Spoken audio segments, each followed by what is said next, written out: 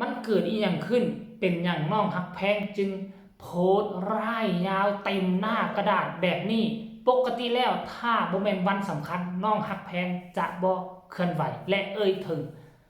กลุ่มคนที่สำคัญเหล่านี้กับทักทายสบายดี FC ทุกท่านเนาะ FC ทุกคนมาพบมาพอค่อยเจบอลาคลิปนี้เป็นคลิปที่2ของวันนี้เนาะทักทายสบายดีของฝากฟังสาวน้อยละเพิ่นโชว์เนาะยกย้ายไส้สวยมาจากFC ของน้องอาอายเนาะขอมาเรามากล่าวถึงศิลปินอีกคนนึงเนาะซึ่งเป็นรุ่น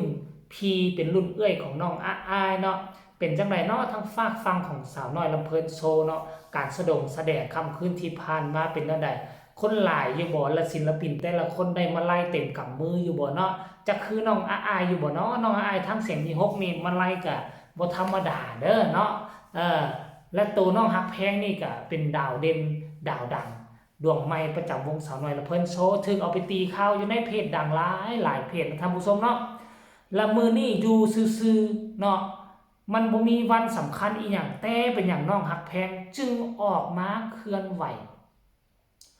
เขียนโพสต์เท่าหลายวันทัดจักค่อยสิอ่านอันใดอยู่บ่เนาะท่านผู้ชมแต่ก่อนสิไปอ่านเนาะเรื่องความในใจของน้องฮักแพงนี่สิเอาให้เบิ่งก่อนเนี่ยคือน้องได้มาไล่เกือบทุกคืนเกือบทุกมื้อบ่แม่นเกือบและได้ทุกมื้อเลยบ่มีว่าวันใดสิบ่ได้เนาะย่างบ่ได้ก็ประมาณ4หน้า 5,000 ไปหาหลักหมื่นท่านผู้ชมเนาะแล้วอันนี้หรือบ่เป็นสาเหตุที่เฮ็ดให้นางออกมาโพสต์เคลื่อนไหวเนาะนางคงจะกตัญญูเนาะคิดว่าคันถ้าบ่มีเขาให้โอกาสกูคงจะบ่ได้มายืนอยู่จุดนี้นางอาจจะคิดแบบนี้หรือบ่จึงก่อให้เกิดการเขียนโพสต์ตัวนี้ออกมาเดี๋ยวไปอ่านซะก่อนว่าโพสต์นี้มันเกี่ยวข้องกับผู้ใดถึงผู้ใดและมันเกี่ยวข้องกับเรื่องหยังเป็นหยังอยู่บ่อยู่แล้วมาโพสต์เกี่ยวกับเรื่องนี้1 ชั่วโมงผ่านไปเนาะหนูขอขอบคุณวสันเดมาไลคืนนี้จากพ่อแม่บ้านฮักและ FC ทุกทานด้วยนะคะวสันเดฮักยางบ่มีข้อแม่จ้ะ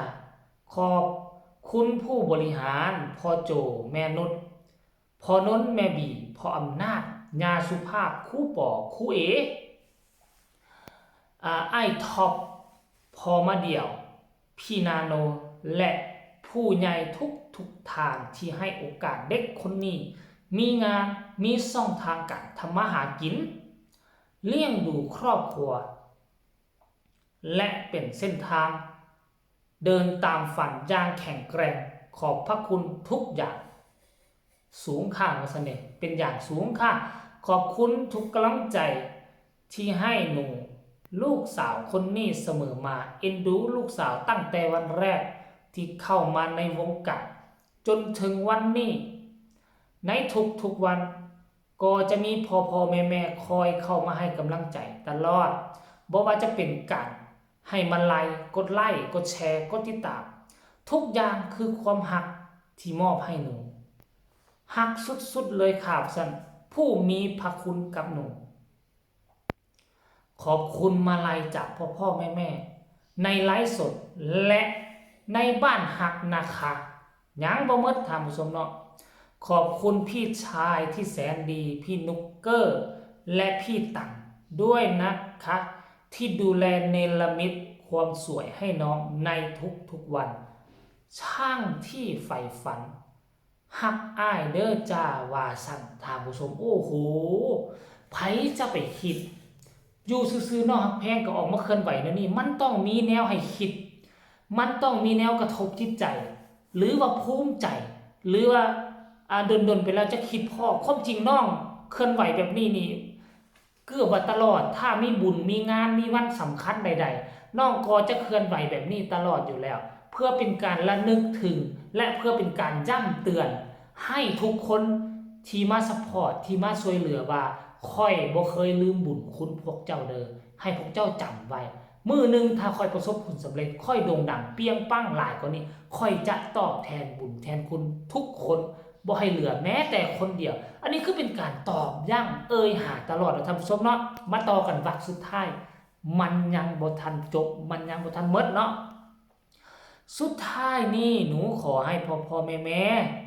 ของหนูทุกท่านมีสุขภาพร่างกายแข็งแรงร่ำรวยเงินทองดูแลสุขภาพบ่เจ็บบ่ป่วยมีแต่สิ่งดีๆเข้ามาในชีวิตและขอให้อยู่กับลูกไปนานๆเลยเด้อค่ะท่านผู้ชมเนาะหลังจากที่น้องฮักแพงออกมาเคลื่อนไหวแนวนี้น่ะไปเบิ่งคอมเมนต์บ่นี่มี FC เข้ามาให้กำลังใจอย่างล้นหลายท่านผู้ชมผู้แรกรักมากมายว่าซั่นเด้เอาแล้วมื้อนี้คนที่2ว่าจังได๋บ่มีแต่ส่งใจมารัวๆท่านผู้ชมกดใจมาโอ้ยน่าฮักจังเลยซั่นน่ารักบ่แม่นน่าฮักภาษาลาวเนาะปังมากนางเอกน้อยรักลูกสาวจ้าที่สุดกำลังใจเสมอนะลูกเห็นบ่ล่ะมาบัดนี้หมานแบบนี้ทุกมื้อเด้ออีหล่าคิดถึงนะคะหมานปังมันอาจจะเป็นจุดอิ่มโตของชีวิตเนาะแล้วเฮารู้สึกบางครั้งเฮาก็รู้สึกภาคภูมิใจและบางครั้งเฮาก็คิดว่าโอ้ชีวิตกูออกจากโคนจากตมมาได้เพราะผู้ใดมาคิดพ่อคำนี้แล้วก็จะคิดพ่อผู้มีพระคุณแล้วก็เลยออกมาเคลื่อนไหวบางคนว่าสร้างภาพบางคนโอ๊ยมันเป็นเพียงแค่สร้างภาพนั่นแหละอยากสร้างภาพอยากสร้างกระแสบ่มีวันสำคัญใดๆอยู่บ่อยู่ก็เสือกไปโพสต์ไปนั่นนำเขาไปห่วงหาเขาเพื่อจะให้คนอื่นไม่เฮ็ดข่าวเพื่อจะให้คนอื่นมาย่องโอ้มันเป็นคนที่มีพระคุณได้แนวนั้นแนวนี้เอาจริงๆแล้วบ่มีกาลเทศะบ่มีวันสำคัญอหยังต่างๆก็ไปโพสต์หามันบ่เกี่ยวข้องกันเด้อคนเฮาจะโพสต์ขอบบุญขอบคุณจะแสดงถึงระลึกถึงบุญคุณผู้ที่สำคัญต่อชีวิตเฮาบ่จำเป็นต้องรอท่ามื้อที่สำคัญบ่จำเป็นต้องรอท่าเทศกาลที่สำคัญใดๆทั้งสิ้นเฮาสามารถโพสต์เคลื่อนไหวเนาะบอกกล่าวความหักความแพงความกตัญญูของเฮาให้เขาได้ทุกมื้อเนาะบ่สำคัญต้องจะไปรอท่าแต่วันนั้นต้องจะไปรอท่าแต่วันนี้การที่จะแสดงความหักความเคารพนับถือให้คนมีพระคุณของพวกเฮาน่ะทุกมื้อเฮาสามารถแสดงออกแบบนี้ได้เลยเนาะคนแบบนี้แหละแต่ว่าผู้ที่จะมาตำหนิติชมมันต้องมีอยู่แล้วแต่อย่าสุไปสนใจมันยิ่งมันตำหนิติชมยิ่งชีวิตมันตกต่ำลงเจ้ารับหูรับตาเฮ็ดในทางที่ถูกต้องแล้วชีวิตเจ้ามันก็จะก้าวหน้าไป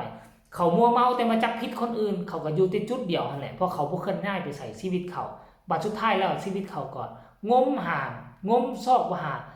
งมทางออกบ่เห็นเนาะเพราะเขาอยู่จุดเก่ารอท่าจะกัดคนอื่นเอาเนาะคลิปนี้ก็เอาการเคลื่อนไหวของน้องฮักแพงมาบอกมาต้อนกันเพียงส่ำนี้ใครมีคำตำหนิติชมคำคิดคำเห็นใดๆก็ส่งมาใต้คอมเมนต์ได้พบกันใหม่ในคลิปหน้าสำหรับคลิปนี้สบายดีบ๊ายบาย